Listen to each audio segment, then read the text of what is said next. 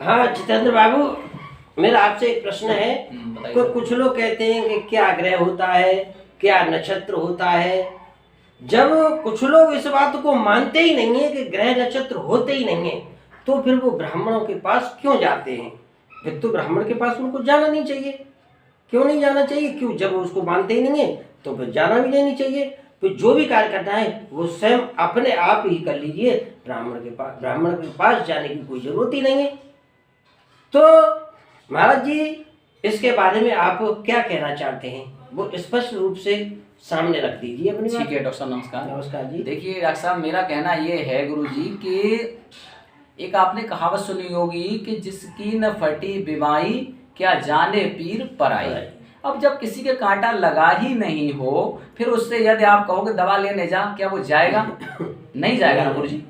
तो बस उसी तरह है कि जब किसी को बुखार आया, नहीं उससे कहोगे दवा ले ले, वो नहीं लेगा।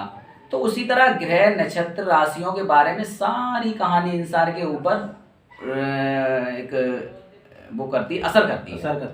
जब ये असर करती है तो वो असर दिखाई नहीं देता। वो दिखाई कैसे नहीं देता? दिखाई ऐसे नहीं देता कि जैसे मानो हमारे ये टावर लगे हुए हैं, जो अभी टावर की जो तरंगे निकलती हैं तो दिखाई देती हैं? नहीं देती हैं। वो भी काम करती हैं। ईश्वर है, ईश्वर को लोग कहते हैं ऐसे ही, ईश्वर दिखाई देता है? ईश्वर भी दिखाई नहीं देता है, लेकिन काम तो सारे होते हैं। जब पूजा पाठ करते हैं, मंत्र जपते हैं, तो सूर्य प्रतिदिन आता है, शाम को चला जाता है। तो इसी तरह ये ग्रह नक्षत्र भी हमारे ऊपर पूरा काम करते हैं। लेकिन परेशानी कब खड़ी होती है? परेशानी जब खड़ी होती है कि यदि किसी का बच्चा जन्म लेके बड़ा हुआ जी, अब बड़ा होने के बाद में उसी के साथ दूसरा बच्चा भी पैदा हुआ और वो भी बड़ा हुआ। अब वो अमीर के यहाँ है या ज्यादा अमीर नहीं है, तो एक मीडियम है परिवार, और ये एक गरीब परिवार है।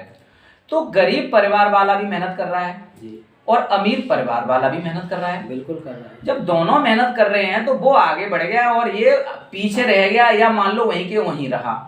तब उसके दिमाग में एक कीड़ा दौड़ता है गरीब वाले के कि क्या मैं मेहनत नहीं करता? क्या मेरे घर वाले मेहनत नहीं करते, जो कि मैं मेहनत करने के बावजूद भी यही हूं और ये मेरे से आगे बढ़ गया? मैंने तो एक प्लाट भी नहीं खरीद पाया, इसने तो 2-2 मकान बना लिए। तो ये ग्रह नक्षत्र राशियों की ही कहानी है।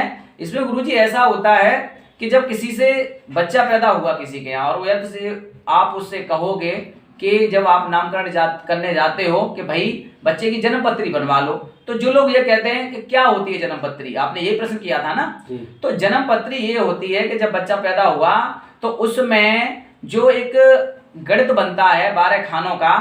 वैसे जो हमारे ज्योतिषी भाई हैं वो तो सारे जानते ही हैं कि लग्न क्या है, और जो नहीं जानते तो उनके लिए चौकुर खाना बनता है। इसमें 12 घर होते हैं, तो उनमें ग्रह बिठाए जाते हैं, राशियां बिठाई जाती हैं, और वो ग्रह और राशियों को जब गणित लगा के बताया जाता है तो वो चीज काम करती है। लेकिन क्या है कि या तो इंसान गरीब है, या आप ये मान लीजिए कि उस विद्या से अनभिज्ञ है, उसको ज्ञान ही नहीं है उसका, तो वो बनवाता नहीं है। और जो इस विद्या की जानकारी रखता है, अब वो अमीर है तो बनवा लेता है। जब वो बनवा लेता है और जब वो दिखाता है तो उसको पंडित जी बताते हैं कि देखिए जी, इस बच्चे का ये ग्रह खराब है तो इससे परेशानी क्या होगी, कि ये परेशानी होगी, लाभ क्या होगा कि ये लाभ होगा। तो उसी हिसाब से वो दान पुण्य बताते हैं। तो वो जो अमीर वाला है या मीडियम परिवार वाला है वो दान पुण्य करता है और उसको लाभ मिलता है। जब इनके यहाँ जन्मपत्री बनती नहीं है, ये बनवाते नहीं, कह रहे पंडित जी तो लूट ले जाएंगे, 250-300 रुपये ले जाएंगे। बात 250-300 रुपये की नहीं है, ये भविष्य की कहानी होती है इसमें सारी। तो ये बनवानी चाहिए। यदि बनवा लोगे तो फिर भविष्य में परेशानी खड़ी नहीं होती। जैसे अब किसी के बच्चे की शादी नहीं हो रही, जब वो ढूंढता है अरे अब क्या करना चाहिए, पंडित जी उपाय बताओ। अब पंडित जी उपाय कहाँ से बताएं भाई, आपने जन्मपत्री बनवाई ही नहीं बच्ची की। तब तो ये कह दिया कोई ग्रह दशा नक्षत्र राशियां कुछ नहीं होता, सब बकवास है, ढकोस लें, पंडितों की बनाई हुई बातें। ऐसा कुछ नहीं है गुरुजी, ये जरूर बनवानी चाहिए, और जो बनवा लेता है वो इसका फायदा लेता है। तो हर किसी को बनवानी चाहिए, और जो बनवाता है तो फायदा लेता है। तो इसी तरह अब जैसे मान लीजिए कि बात यहाँ पे आई, उस बच्चे के दिमाग में आया कि क्या मैं मेहनत नहीं करता, मैं गरीब हूँ, और ये मेहनत कर रहा है, ये अमीर होता चला है, मेहनत तो मैं भी कर रहा हूँ, मैं अमीर हुआ क्यों नहीं। तो अमीर और गरीब की एक छोटा सा ही यहाँ पे उदाहरण दूंगा मैं, कि जो हमारे देवगुरु बृहस्पति हैं तो उनको हम यहाँ पे जोड़ते हैं धन संपदा के लिए। जब धन संपदा के लिए जोड़ते हैं उनको, तो यदि किसी की पत्री बनी नहीं हुई है तो उस इंसान के लिए एक सादा सा उपाय है जो इसकी कोई परेशानी नहीं होगी। मैं बता रहा हूं, यदि वो चाहे तो कर सकता है, लेकिन फर्क इतना है कि यदि आपके पास गरीबी आई है तो ग्रह और भी खराब होंगे, और खराब के साथ में उनकी उम्रें भी होती हैं। तो जब तक वो उम्र निकलेगी नहीं तब तक आपको वो लाभ नहीं मिलेगा, लेकिन यदि आप जो बो रहे हो वो फल आपको आगे जरूर मिलेगा, ये मेरा दावा है। तो इसलिए बृहस्पति का उपाय ये है कि यदि आपका बृहस्पति खराब है या धन संपदा की बात आती है तो आप किसी बुजुर्ग या अपना दादा या ब्राह्मण नहीं मिलता या ब्राह्मण ऐतराज करता है कि मैं नहीं साहब जाऊंगा उसके यहाँ, वो पता नहीं किस बरादरी का है, क्या है, कैसे है, तो आप किसी संत महात्मा को, वो कोई ना मिले तो अपना दादा, इतने लोगों में से किसी को चुन लीजिए। आप उसको प्रतिदिन खाना खिलाइए, उसकी सेवा करिए, उसके पैर छुइए और उससे आशीर्वाद लीजिए। तब आपको वो जो धन संपदा वाला ग्रह खराब हुआ है वो आपकी सारी परेशानियां धीरे धीरे करके खत्म होने लगेंगी।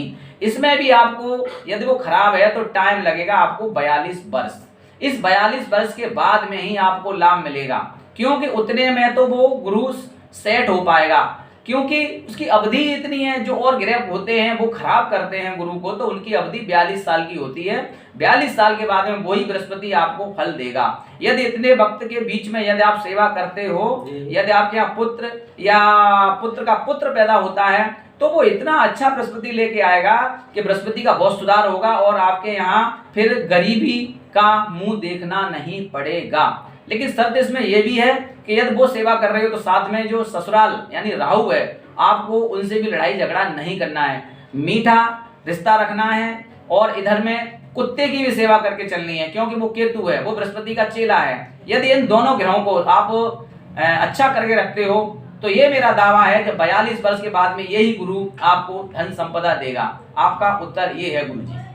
ठीक, तो प्रिय दर्शकों, हमारे महाराज जी ने जो आपके सामने बात रखी है जन्म के बारे में, कि चाहे वो अमीर के यहाँ हो चाहे वो गरीब के यहाँ हो जन्म हो, उसका जो है सबका निर्णय करते हुए हमारे जो महाराज जी ने आपके सामने बात रखी है वो बिल्कुल सटीक बात रखी है। ये उनकी पहले से देखी हुई अनवाई हुई सब चीजें हैं, इसमें कोई संदेह नहीं है, ये बिल्कुल ही निसंदेह है।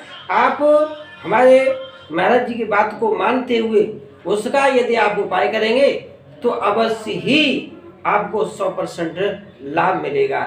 लेकिन इस उपाय को करने से पहले आपको बच्चे की जन्म पत्री अवश्य बनवा लेनी चाहिए, जिससे उसमें जीवन की यानी पूरे संपूर्ण जीवन की जो भी कहानियां हैं, जो भी दोष हैं, वो सब कुछ आपको सामने आ जाएंगे, सब कुछ आपको बता दिया जाएगा। उसके आधार पर उस उपाय को करेंगे तो कभी भी आपके सामने किसी भी प्रकार की कोई भी परेशानी नहीं आ सकती है। आज के वीडियो में प्रिय दर्शकों सिर्फ इतना ही है। कल फिर मिलेंगे एक नई वीडियो के साथ में, तब तक के लिए हर हर महादेव।